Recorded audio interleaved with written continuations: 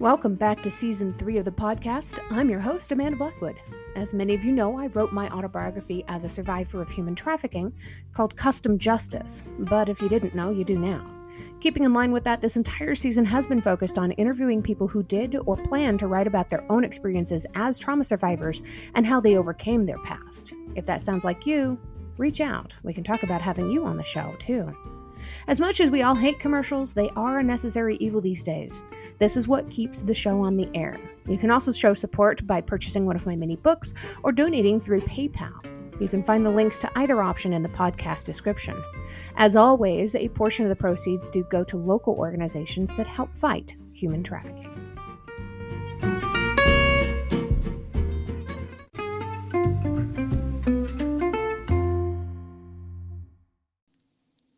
Ladies and gentlemen, welcome back to the podcast. Once again, I have an incredible guest this week. Her name is Carole.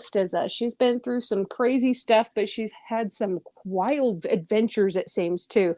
I can't wait for her to be able to tell you the story. She's going to do it way more justice than I will. So as always, I'm going to welcome her to the show so she can tell you about it. Carole, welcome. Thank you.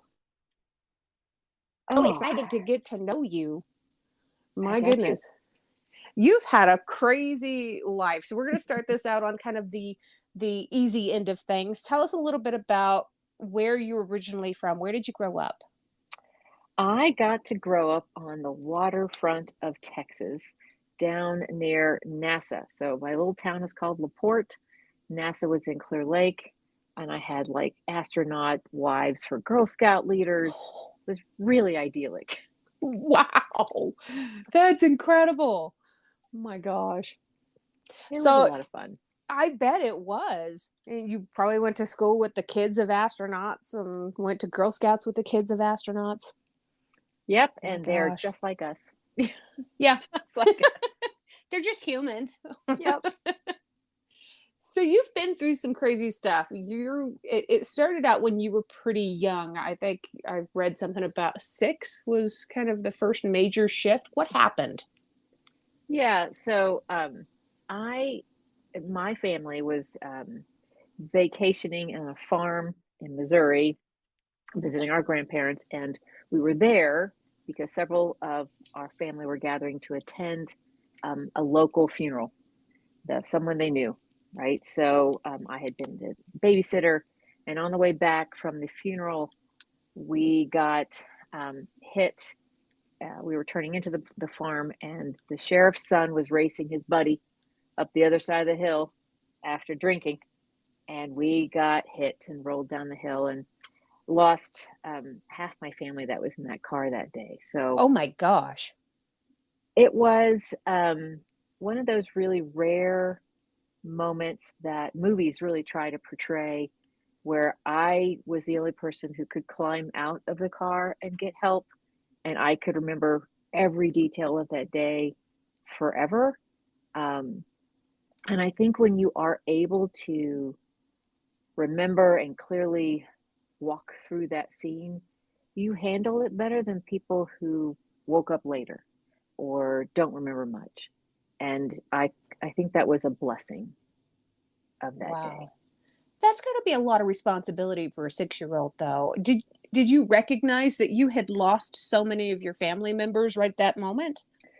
No, I remember I was, again, blessed to look down on the scene in the car, and there wasn't a lot of blood.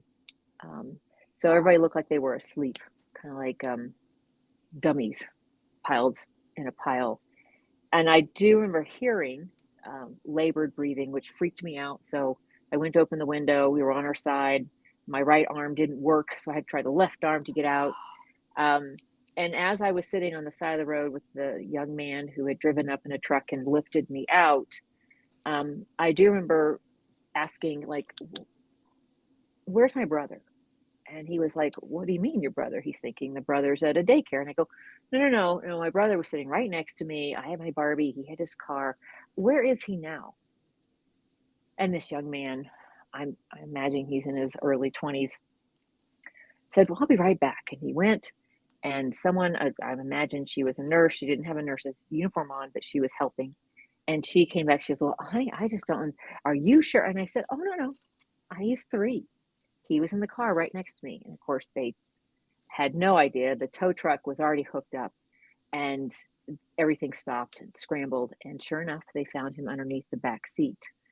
And so it was like that moment that I remember looking back on. I did not think about it for years, until later in my career. And someone asked the question, who did you become now because of the horrible things that happened?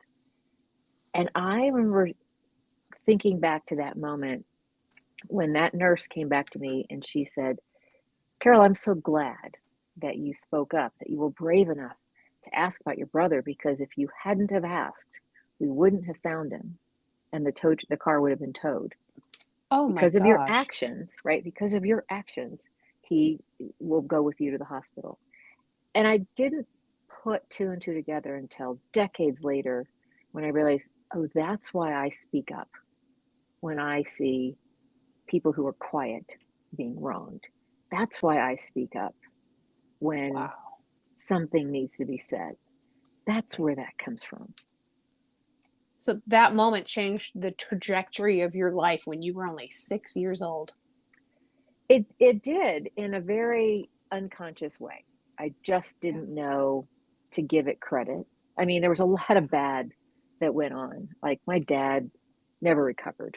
When my mom died, his mom had died just 5 months before. And of course, in that car accident, my mom and both her parents died. So his lifeline to support was left to be his dad. And they didn't have a really rich relationship. And my dad just, I mean, I technically lost both parents. My dad just Yeah. never recovered. He meant well. Nobody gets up any one day going, I can't wait to suck. You know, they just don't. Um, but when you're hurting, it's hard to look out for other people when you Yeah. hate the hurt you have. Oh, So it's there was a heartbreaking lot for him. that went bad for a long time. Yeah. And you had another, was it another accident at 17? Yeah, I should probably prepare your audience. I had 3 car accidents, all stopped and turning left, and then cancer. So I'll just lay the roadmap out for everybody because they're going to go, what? And what? And what? Yeah, I'm like that bad movie, 3 Weddings and a Funeral. It's just turning Oh man. all around, right? Um, yeah, when I was 17, I was coming back from getting, for the people who can remember this, the Olin Mills photos you have in high school.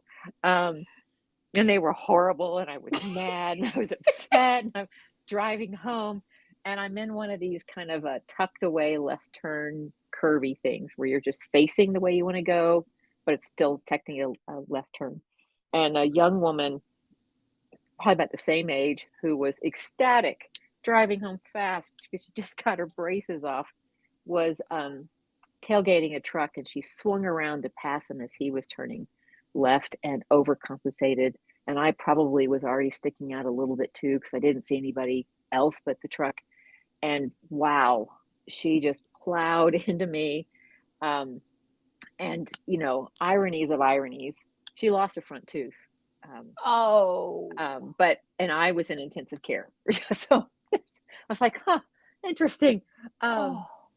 but I do remember, you know, and again, it's the same question. Who are you now in a great way because of the crap that you went through? Right. And the most notable memory that I could go back and start to connect the dots was, I remember being in intensive care and the room was dark. And I remember overhearing in these moments where the painkiller was probably wearing off. Um, Someone says, yeah, the other driver said that they just never saw her. And I remember feeling in my gut, oh my God, this must be what it feels like to walk around and feel invisible. Oof. And somehow I knew that when I made my way finally after rehab and learning how to walk, and I had, you know, I had a broken nose and a collapsed lung and a ruptured diaphragm and just, Good you know, grief. I know it was just massive. Um, I knew that when I went back to school, the one thing that I could control was that I would smile at everyone all the time. I wanted everybody who I saw to know that I saw them on that moment, on that day, and they weren't invisible. Oh, that's cool. And I just remember going, oh, that's why. I remember going back going, I just know I need to smile. And for a long time, I'm like, never gave it a second thought until I started to connect the dots. And it And totally makes sense. I mean, yeah, you felt invisible. You didn't want other people to feel invisible, but also smiling at somebody can a lot of times make you feel seen too. right. I mean, smiling is one of the scientifically proven, it's probably the only fake it till you make it thing that works. Right. It really is. You use so many muscles. The endorphins are almost immediate. The longer you smile, the more endorphins you get. The best exercise you can do for your face every day. But it is a fake it till you make it thing that actually works. Yeah. Yeah. So I've I just been, remember smiling a lot. yeah, A I've been lot. caught smiling in some of the darkest moments of my life, and that's exactly what it is. Yeah. You smile to make you feel better. And there So, were, quite a few times in college, the habit of smiling would, bring on some unsolicited, date request. And I was like, oh, no, no, no, no, no. no, I that's not what smile. this is. I smile at everyone. Sorry. No, no mixed messages. Um, and that's just interesting. So, I had a brilliant experience of meeting my husband on a blind date, and we had a long distance relationship. Moved him, and we were in Florida, and I'm driving my oldest of two, so my son, to a music choir thing at school, and we're going through a left turn light. The light was in my favor, Oh no. and a drunk driver um, plowed through his red light and just, hit the car. Now, thankfully, technology had started to catch up, and there was a Honda Civic, and it did its job. The front rolled under. Um, my son and I both hit the windshield because we had just undone our seat belts because papers in the back seat were flying around. The windows have been open. It's Florida. We're trying to catch Mm. them. Hadn't buckled back in as I'm rolling through. So for anybody, before you move, put your seatbelt on always. You just Yes. don't know. Um, and that wasn't so much of a real injury based car accident, but what it did do was give my son and I our first, a case of whiplash that was so bad that we actually thought our son's one leg was growing longer than the other. I'd never been to a chiropractor until then because, my parents were farmers from Missouri that didn't believe in that. And hard work would straighten everybody out, right? So we finally did go find a chiropractor. But what it taught me, and how that helped shape me, was you could only control your response to things. You can only control your attitude. And that's something I got to kind of start emulating for my son, because he was uncomfortable. He had headaches. He quit baseball. I mean, there was a lot at 12 that Oh, he shouldn't have been asked or felt the need to do, but he just didn't feel good. Um, we did, with chiropractic care, do a lot of great things, but it really taught me how intentional you need to be about talking about handling your attitude, that it is something you can control. Happiness is a choice. What you right. stress about is a choice. And that was a real turning point for me as a parent, to walk the talk. Wow.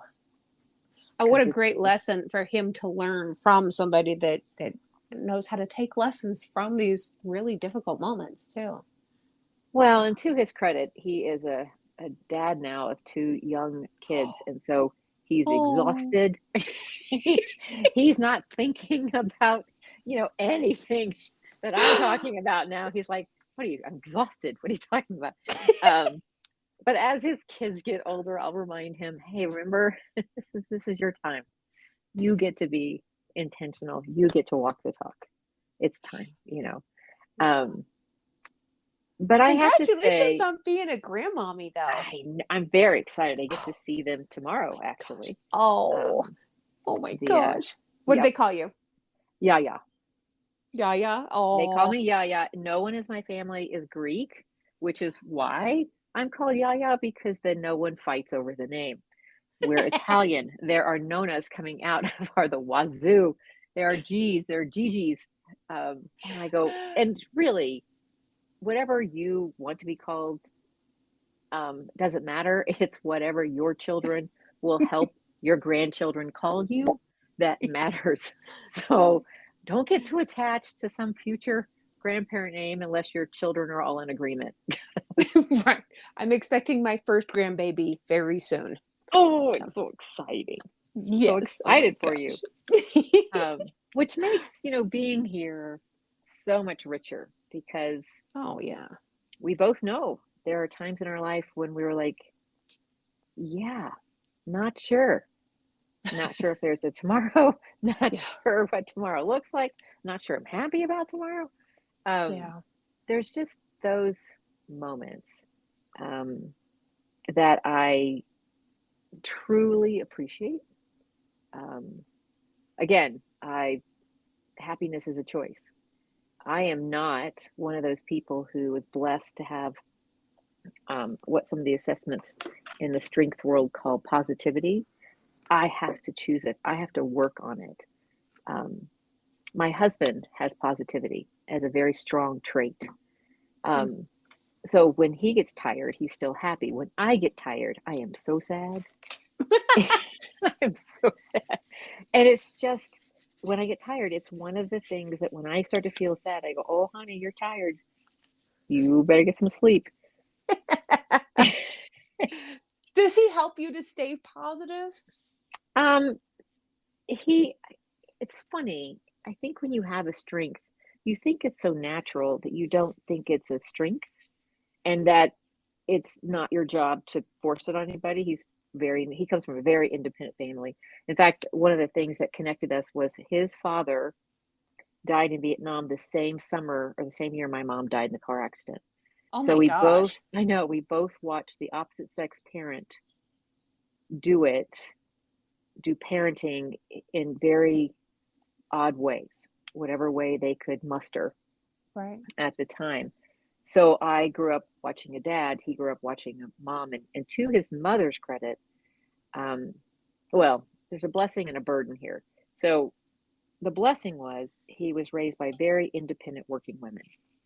So he was independent, and he also expected all the women in his circle to be independent. Um, I I was being raised by very bigoted patriarchal men. So, I've got my feathers ruffled from a very early age. Like, what do you mean I'm invisible? What do you mean I don't matter? What do you mean? What? What? You know? Um, and so, but the burden side of my husband's situation was all the men in his family had died when their son was like 8 or 9. Oof. So his grandfather died when his father was 9, and his father died when my husband was 8. And of course, our firstborn was a son. You don't think I freaked out between the ages of 6 and 10 for this poor kid? I mean, Yeah. just like, okay, just come home. Just come home. Just don't die. He's like, Did I'm your just stop being morbid, Carole. I'm like, no, no, trends. Don't want don't want this to be a curse. did your Um, husband have that kind of a panic to him too? if he did, he didn't voice it. Um, Yeah. we talked about it enough. We kind of joked about it, like, okay, he's 7, he's in the range. You have to be careful. You have to, and it was just kind of an ongoing joke that we, had some serious roots that we didn't want to, fluster, Yeah. at all. Which was, it's very interesting. When we got together, we married. We'd been apart for a long time, been, dating long distance. So we started to calculate, things started getting rocky really fast. So we started to calculate how many days we were actually in each other's presence before we were married. And over the 2+ years, it was only 6 weeks, which mainly were lust. So, you know, I still thought he was really good looking and cute, but wow, we had a lot to work on. Um, and one of the best solutions he offered was because I got up thinking he'd wanted breakfast. So I got up and made him breakfast, just like I did my dad. And he wakes up and he's like, first of all, I don't eat breakfast. Two, I don't expect you to cook it. And three, I really don't have time to even eat it. And of course, for me, immediate tears because Oh, I'm being yeah. like, he doesn't need me. Oh my God. I'm just all backwards thinking. I mean, from just poor training. And he came home and he says, okay, here's what we're going to do. We're going to make a menu for at night and on weekends.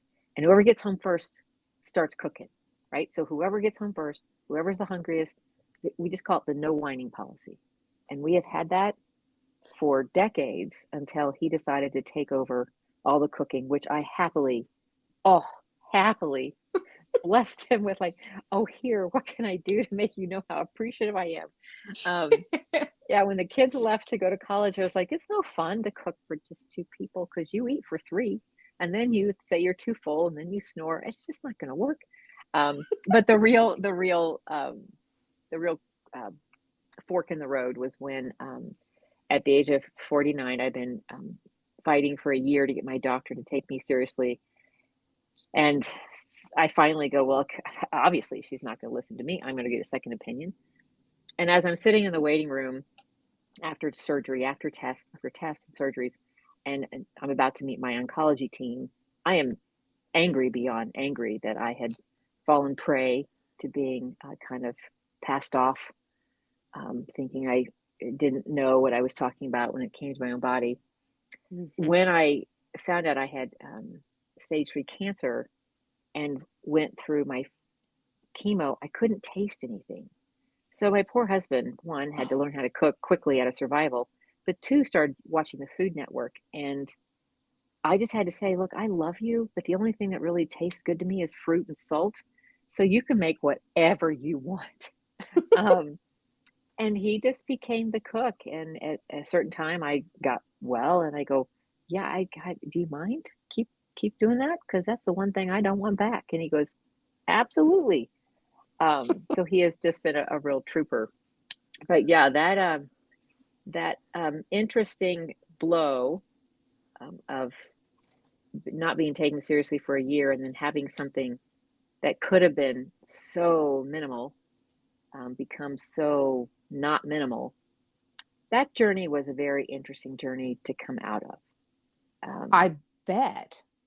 I mean, your family probably was terrified for you. It's stage 3. Yeah, I had to go home and I go, well, the good news is this stage 3. The bad news is there is no stage 5. So here's what we're going to do. I hope that everyone who is a huge raving fan of your podcast knows that there are these really interesting little blessings that happen right in the middle of trauma that you don't know, you don't appreciate until you have a little bit more perspective. But one of the things that happened was I had a friend who was had a mother. She had been tested. She had the BRCA genes for um, different types of female cancers. And just in passing, right before I learned of the news, she says, if you ever get a diagnosis that scares you, call me. Well, Oh. there you go. So I immediately called her. And she says, okay, you need to get this book, you need to watch this video. And she goes, you need to choose what you want to control, and you need to choose what you can control. And that was a really interesting thing to say. So she turned me on to all the research that had been done about diet and diseases. And we've all heard that a lot of people are recommended to do certain types of diets for certain types of chemo. And the chemo drug cocktails are all different. So when someone says they're going through chemo, they're not the same. So I had one cocktail, whereas my friend going through breast cancer had a different cocktail. Um, and so I chose to do a huge diet shift. I chose to really lean into meditation and any type of comfort care that anybody was willing to share with me. I'd try at least once or twice. I had found a Navy SEAL who was doing Reiki, and I'd never had Wow. it. And it was just kind of like, well, that just sounds kind of fluffy. You're going to roll your hands in midair over my body. Okay. I don't have to get undressed. That's good. You know, but between meditation, a change in diet, I kept going to the gym, even when I lost all my hair, even when I didn't feel like going, I at least went, went, and did something. I learned I could control my thoughts. I can control what I put in my body. I can control what I did with my body. And that is pretty much what it takes just to change everything. Yeah. The mental state, understanding my brain was my hard drive. And I had to make sure my hard drive was in optimal working order. And the value of meditation is if you do it when you finally reach that point where you've experienced even a couple minutes of just brain quieting, I didn't realize that is the only time your body goes, oh, thank God you stopped thinking. Now we can heal ourselves. Because technically, every single thought you have, your body's prepared to actually act on it. Wow. And that was a big why behind why to do meditation when you are fighting something health-wise. I had no idea that's the only time your body gets to clean house, other than sleeping. And if you're a good sleeper, then you feel that. If you're not a good sleeper, you need to figure that out. Pay attention because your body needs it. Yes. But I did learn to be my own advocate. I would have to say that understanding how long I had waited before I acted, waiting almost cost me my life. And here's the funny thing I realized, because I was at the same time, I was going through a master's program, I was working for a consulting firm remote and trying to go through chemo and radiation while trying to learn statistics. Not a good combination. Just saying. It's a horrible combination. I know what to do with statistic results. I don't know how to get them now because of that. But I immediately got mad about waiting. And then I realized I waited in a lot of areas of work too. And that was a huge catalyst for me to stop waiting. But when you say that, you're like, okay, cool, stop waiting. And then everybody's like, and then what?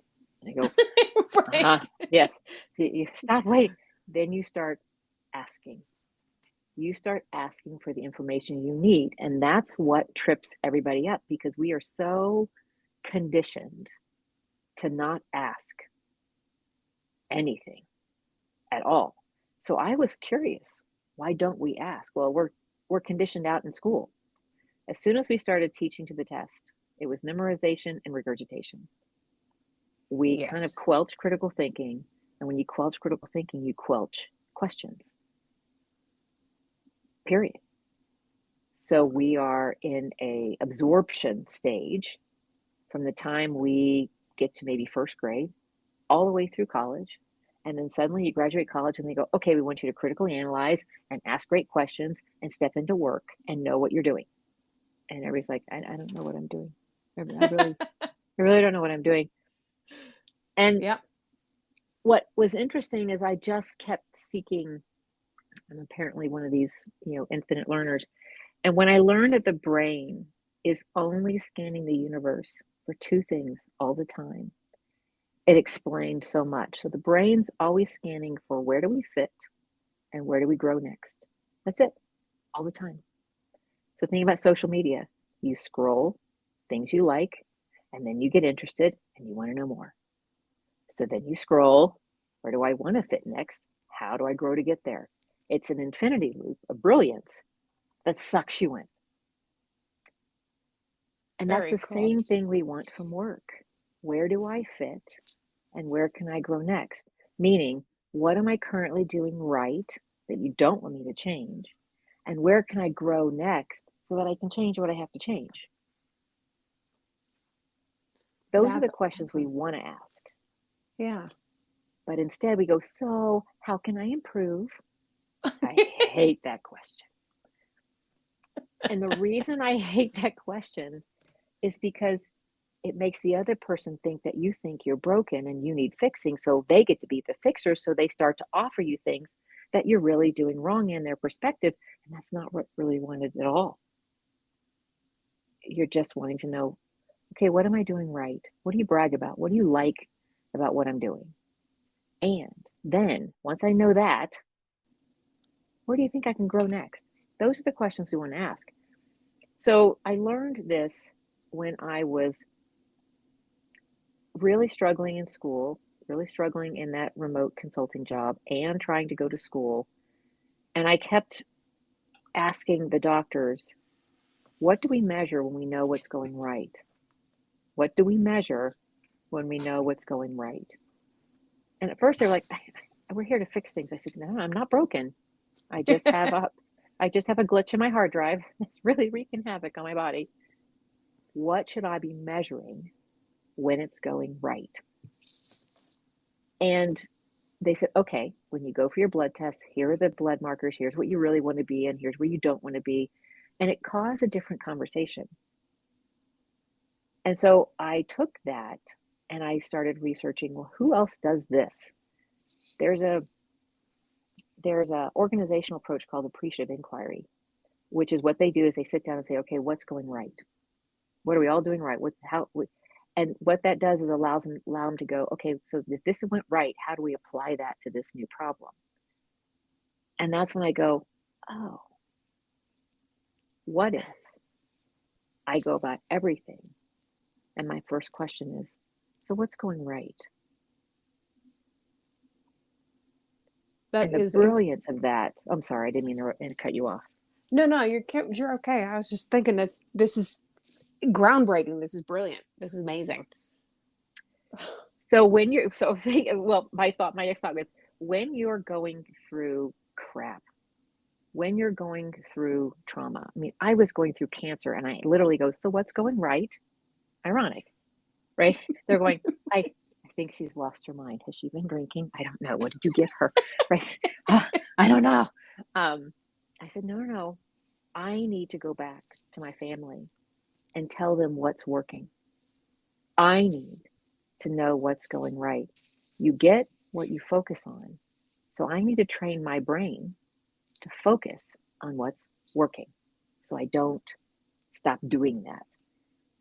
And when I ask that question now, what's going right? It's not flippant. There is a neuroscientific background here because when you're forced to go, well, okay, I remember my underwear, I matched my socks today, okay, I got up, fine. When you start to give yourself credit for what is going right, it balances out and neutralizes the negative feelings too. It balances the scorecard emotionally. And that was a lifeline. That's amazing. Do you think that's what got you through all of this? I would say that was a big yes, because Yeah. when you feel like you can control something, it gives you power. It makes you a player in the game, not a victim. And we all need a little autonomy to feel like we're in some control of our destiny.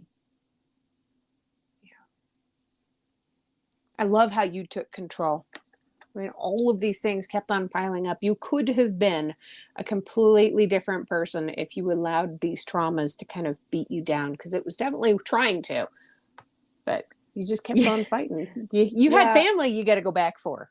right.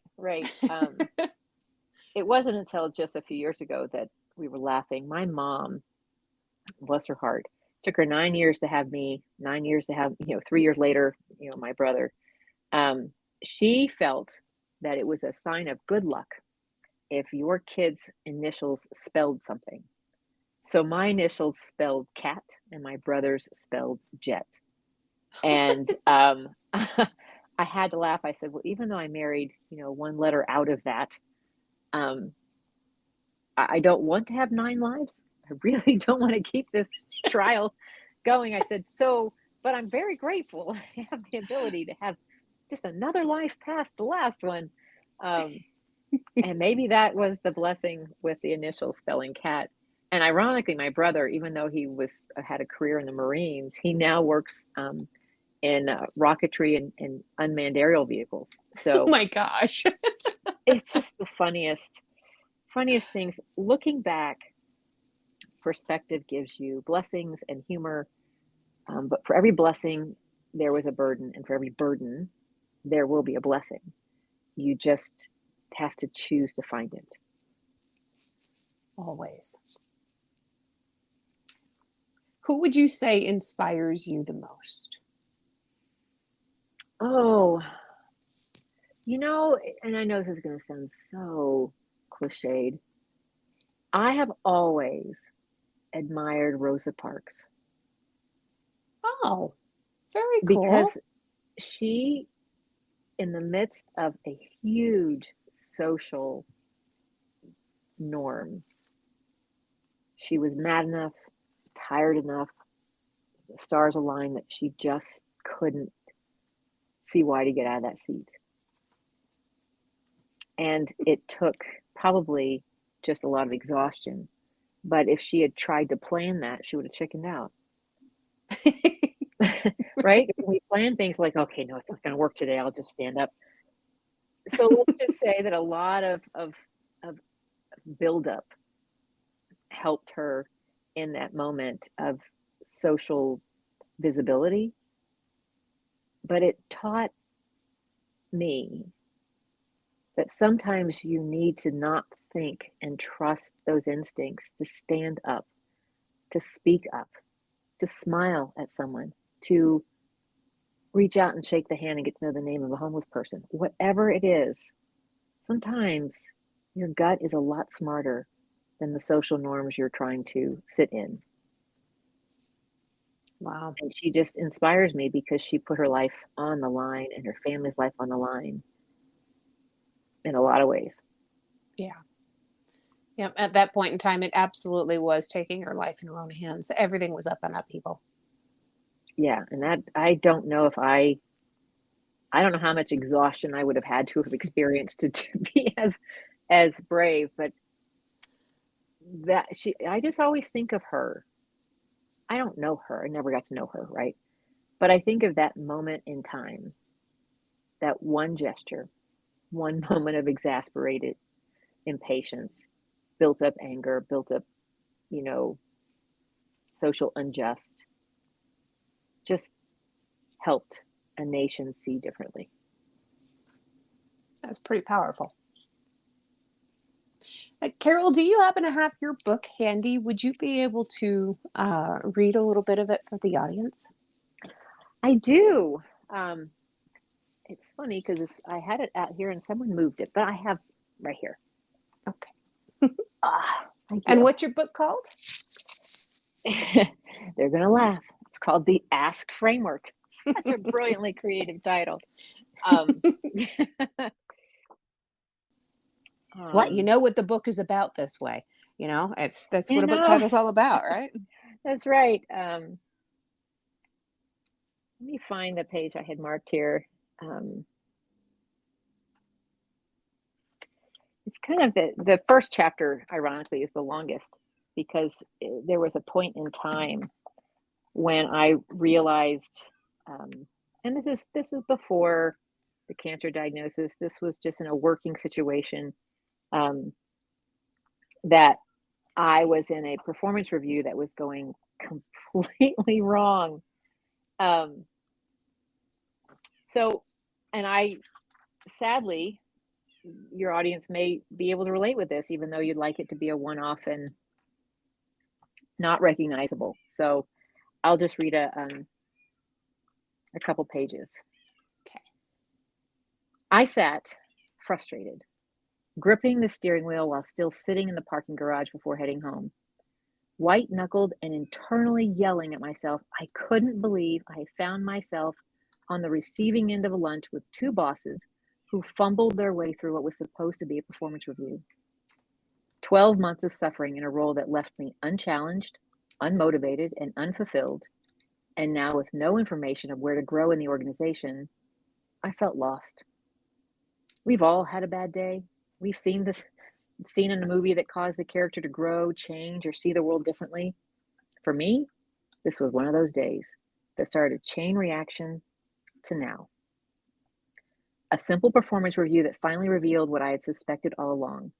I was working for a person in a role above their experience, and I was paying for it on the short end of the underappreciated, underpaid, and overlooked stick. Prior to this, I had never been reviewed as anything less than a rock star in my abilities as a professional. What had gone so wrong? Sitting at an awkward lunch, the founder of the company and my immediate boss were sitting across from me. These were people I trusted to step up to recognize my contributions. Instead of talking about the significant work I had accomplished, the projects I had started and completed, what I had added to the organization, and how well I'd done, my boss joked and made fun of my small discrepancies, grammatical errors, and insignificant mistakes in my work, leaving me feeling picked on and belittled. I sat there dumbstruck.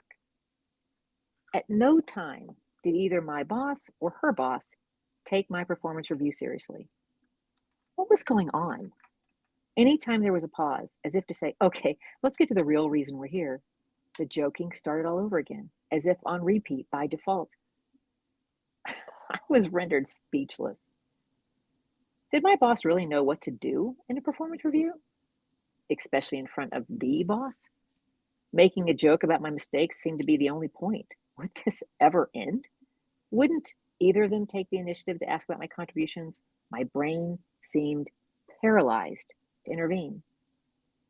Then my gut started to talk, as loud as a banging drum. The overwhelming screaming from my gut said, quit now. Politely put in your 2 weeks notice and turn this into an exit interview. Now, get the right attention to how badly this all went and move on. Move on? Without a job to go to? Oh, the angel and the devil were at war, sitting on either side of my head, begging me to act. Instead, I sat frozen at that lunch, as if watching a horror show. And now, in my car, I sat fuming. And then it slowly dawned on me. I wasn't fuming because of the performance review. I was fuming because I was so mad at myself for having sat there, a mute and silent witness to such a bad showcase of management. Even worse, I had settled for such a crappy job in the first place, and deep down I had known this was a poor job fit from the beginning, almost as soon as I started working there. And I'll stop right there. Wow. That was a bad day. That was just a bad day. I can absolutely identify with that too. I've had those days, but you just made it so clear to me that for the first time, looking back on this stuff, for the first time, I can recognize that I wasn't mad at them. I was mad at myself for putting up with it for as long as I had. Yep. I don't think I'd ever realized that before. Unbelievable. Yeah, we are funny human beings. That is for sure. Oh my gosh. I figured I can make this work. Oh, good Lord. I did that with relationships in my life too. I can make this work. It's funny. I think just in the last 4 or 5 years of research, the crystallizing release from taking on other people's emotions. So to your point, we as humans don't know what to do with negative feelings. If our brain is scanning the world for where do we fit and where to grow next, there's no room for the negative. So when we don't feel good, when we feel mad, when we feel agitated, when we feel anything, we try and get rid of it. And we don't do that well at all because we project out. So we blame somebody, we blame a situation, we blame. We're like throwing mud on the wall. We just want to get rid of it.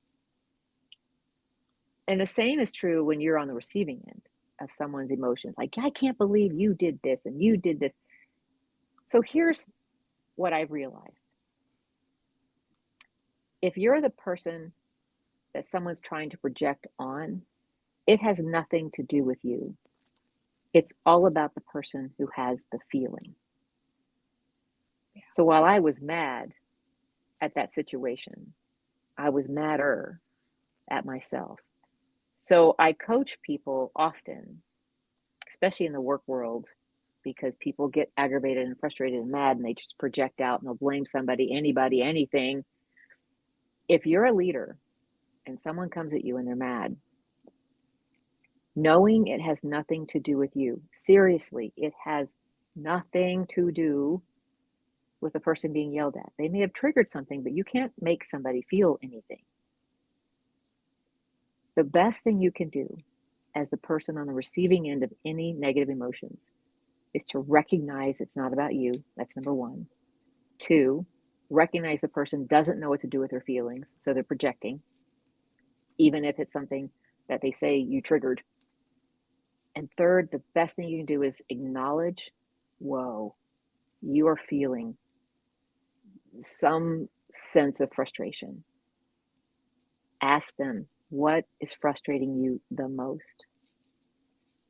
The moment you ask that of them, they have permission now to talk about their feelings. And the moment they start talking about their feelings, it neutralizes the height of that feeling. It has to come down because now they have to think about it and describe it.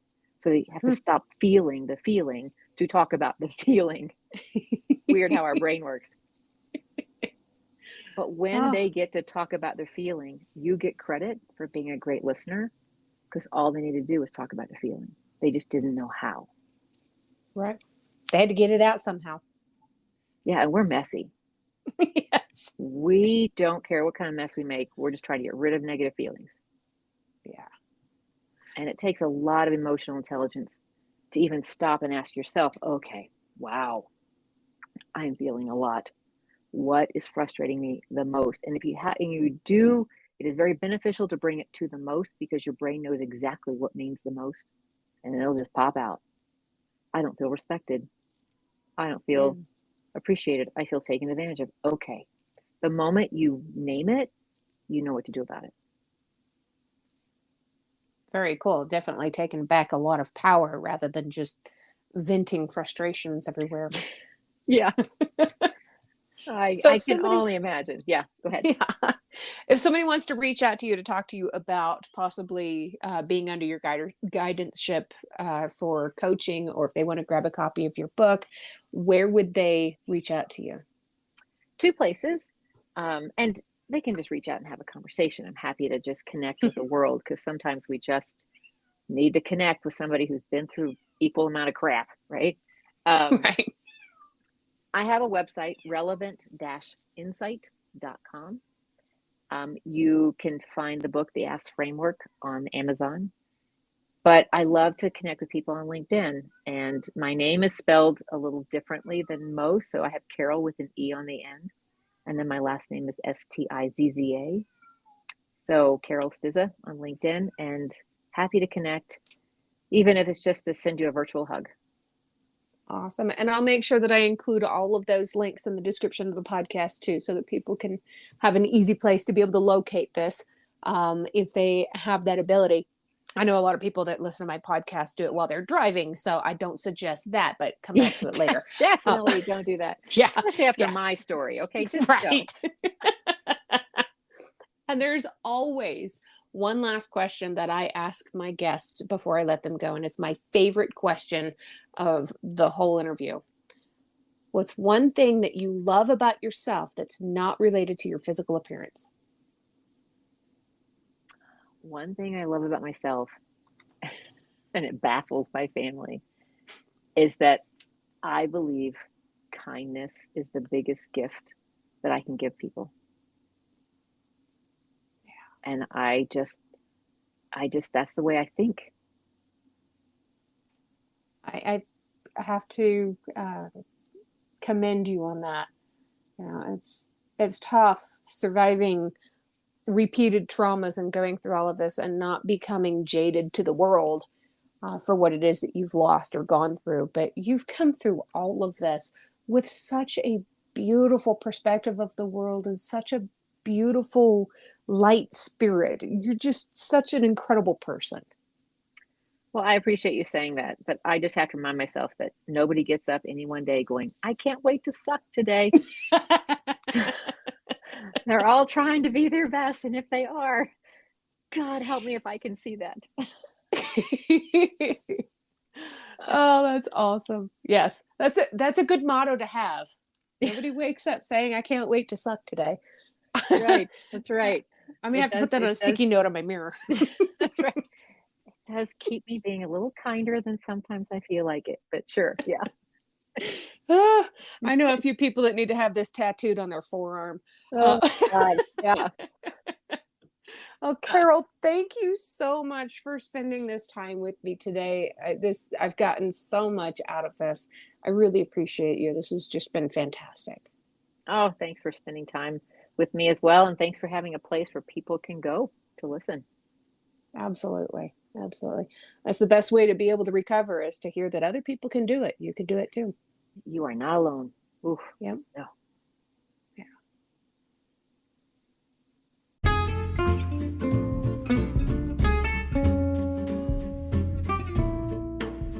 If you've enjoyed tonight's episode, please make sure you check out the episode description. There you're going to find links on how you can learn more about this guest, links to connect with them on social media, and how to support the podcast.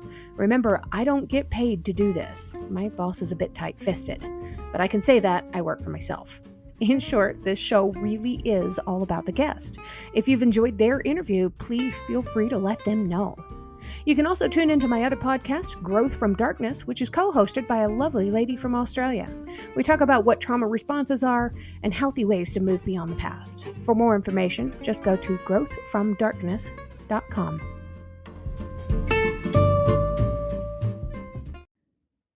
It might be a couple of days late, but happy birthday, America.